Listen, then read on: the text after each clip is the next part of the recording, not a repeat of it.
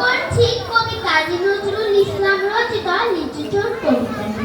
বাবুদের তাল পুকুরে, হাবুদের ডাল কুকুরে, সে কি বাস করলে তারা, বলি থাম একটু দাঁড়া।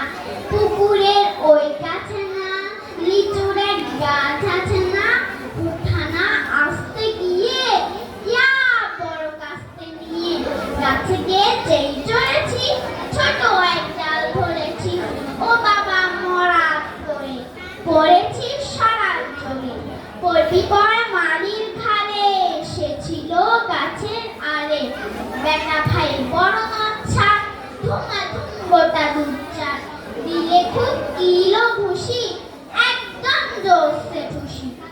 আমিও বাগিয়ে থাপড়, দেহাওয়া চাগিয়ে কাপড়, লাফিয়ে ভিন্ন দেয়াল, দেখি এক ঘেটে শিয়াল।